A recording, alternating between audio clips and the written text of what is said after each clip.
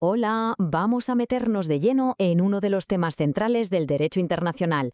Hoy vamos a desgranar quiénes son los verdaderos protagonistas en el escenario mundial y, cómo no, el foco principal va a estar puesto en el actor por excelencia, el Estado.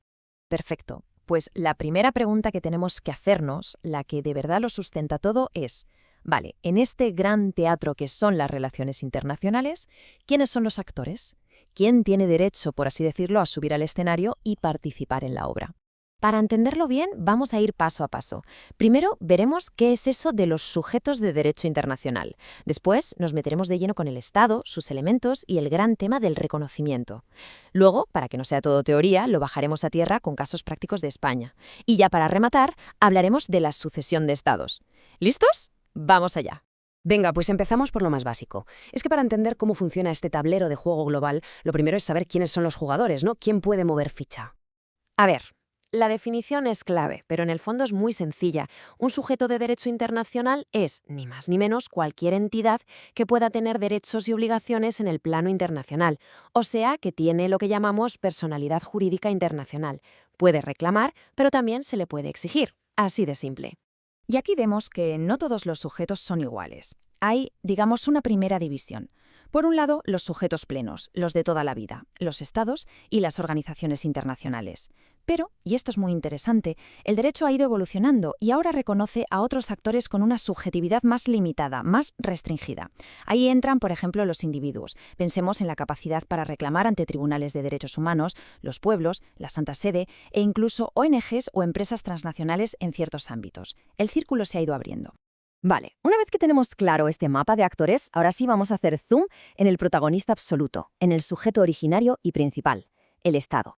Bueno, para que podamos hablar de un Estado en sentido estricto, se tienen que dar sí o sí estos tres elementos. Ojo, esto no es algo que nos inventemos. Es la definición clásica que se recoge en el artículo 1 de la Convención de Montevideo de 1933, que es un texto de referencia fundamental. Necesitamos un territorio, una población y una organización política. Si falla uno de estos tres, en teoría, el Estado deja de existir como tal. Y aquí entra el cuarto elemento, que aunque no se liste siempre, es la clave de bóveda de todo, la soberanía. Y la soberanía tiene, como vemos, dos caras. Por un lado, la soberanía ad extra, hacia el exterior, que es la capacidad de relacionarse de tú a tú con otros estados. Es la base de principios como la igualdad soberana, recogida en el artículo 2.1 de la Carta de la ONU. Y por otro, la soberanía ad intra, hacia adentro, que es el poder absoluto y exclusivo del Estado sobre su territorio y su gente. Bien, entonces, tenemos una entidad con territorio, población, gobierno y soberanía. Ya es un Estado. Pero claro, ¿basta con eso? ¿Cómo entra a formar parte del club de la comunidad internacional? Pues aquí es donde entra en juego el concepto de reconocimiento. Mucho cuidado aquí. Es súper importante no confundir el reconocimiento de estados con el de gobiernos. Reconocer un estado es, constatar que esa entidad reúne los elementos que hemos visto. Ojo, la teoría dominante es que es un acto declarativo, no constitutivo, es decir, no crea al Estado, solo toma nota de que ya existe. En cambio, el reconocimiento de un gobierno es diferente. Solo nos lo planteamos cuando hay un cambio de poder por vías no constitucionales, como un golpe de Estado. Y en esto del reconocimiento de gobiernos hay dos grandes corrientes de pensamiento.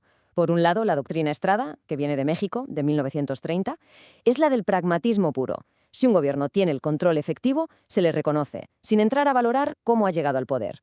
Es una forma de no injerencia. Por otro lado, la doctrina Tovar, de 1907, que es todo lo contrario, defiende que no se debe reconocer a gobiernos que surgen de revoluciones hasta que tengan legitimidad popular. Como vemos, España tradicionalmente ha seguido la línea pragmática de la doctrina Estrada.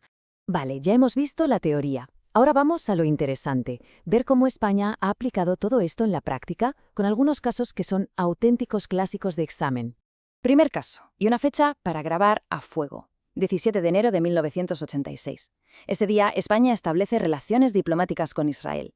Y esto es importante. El establecimiento de relaciones diplomáticas es la forma más clara de reconocimiento implícito. Fue un paso histórico que llegó con muchísimo retraso, principalmente por la política proárabe de la dictadura. Otro caso paradigmático, Kosovo. ¿Qué pasó? Pues que en 2008 declaró su independencia de forma unilateral. La gran mayoría de la comunidad internacional lo reconoció, pero España no. Y sigue sin hacerlo, junto a otros 4 países de la Unión Europea: Grecia, Chipre, Rumanía y Eslovaquia. La razón de fondo que argumenta España es la defensa a ultranza del principio de integridad territorial de los Estados. Pero aquí viene lo interesante. Se le preguntó al Tribunal Internacional de Justicia sobre la legalidad de esa declaración, y en su opinión consultiva del 22 de julio de 2010 dijo algo que dio mucho que hablar. Vino a decir que el principio de integridad territorial juega en las relaciones entre Estados, para que uno no invada a otro, por decirlo llanamente, pero que el derecho internacional general no prohíbe las declaraciones unilaterales de independencia. Es una distinción muy sutil, pero fundamental para entender todo el debate. Y volvemos a la doctrina Estrada con el caso de China. El 9 de marzo de 1973, España da un giro a su política y mediante un comunicado conjunto reconoce al gobierno de la República Popular de China, el de Pekín, como el único gobierno legal de China. Se dejó de reconocer al gobierno de Taiwán y se reconoció a quien ejercía el control efectivo sobre el territorio continental, en línea, por cierto, con lo que ya había hecho la Asamblea General de la ONU 2 años antes en su famosa Resolución 2758. Y ya para terminar, vamos a abordar el último gran bloque, la sucesión de estados. ¿Qué pasa cuando las fronteras se mueven? Cuando un estado desaparece, se divide o se une a otro. ¿Qué pasa con sus tratados, sus deudas, sus bienes? Vamos a verlo. Para regular todo este lío tenemos 2 textos fundamentales, ambos negociados en Viena. Atención, la Convención de Viena de 1978, que trata la sucesión en materia de tratados, y esta sí está en vigor. Y luego tenemos la de 1983, sobre bienes, archivos y deudas del Estado. Y aquí el detalle importante, esta segunda convención a día de hoy todavía no ha entrado en vigor. Sin embargo, sus disposiciones se consideran en gran medida el reflejo del derecho consuetudinario, así que es la referencia que se usa. Aquí tenemos, de forma muy visual, los distintos escenarios que se pueden dar. Desde la transferencia de un trocito de territorio como Alsacia y Lorena, la unificación de 2 estados para crear uno nuevo, la separación o secesión, la disolución completa de un Estado, como le pasó a Checoslovaquia, y, por supuesto, el caso especial de la descolonización, que dio lugar a los llamados Estados de reciente independencia. Es vital conocer estas categorías. Entonces, ¿qué pasa con los tratados? ¿Se heredan? Pues depende. La regla general es la continuidad, que el nuevo Estado asuma los tratados del anterior. Pero hay excepciones muy importantes. Por ejemplo, en la transferencia de territorio se aplica la regla de la movilidad. En ese trozo de tierra dejan de aplicarse los tratados del antiguo Estado y empiezan a aplicarse los del nuevo. Y la excepción más famosa, recogida en el artículo 16 de la Convención del 78, es la regla de la tabla rasa para los estados surgidos de la descolonización. Básicamente se les da la oportunidad de empezar de cero, no heredan ninguna obligación y deciden libremente a qué tratados se quieren adherir. Y cerramos con una pregunta que, en el fondo, ha estado sobrevolando todo lo que hemos hablado. En un mundo donde las fronteras no son inmutables, donde todo cambia, ¿qué principio pesa más? ¿La soberanía y la integridad territorial de los estados ya existentes o el derecho de los pueblos a decidir su propio destino? Esta tensión, créanme, sigue siendo hoy uno de los grandes motores y de los grandes quebraderos de cabeza del derecho internacional.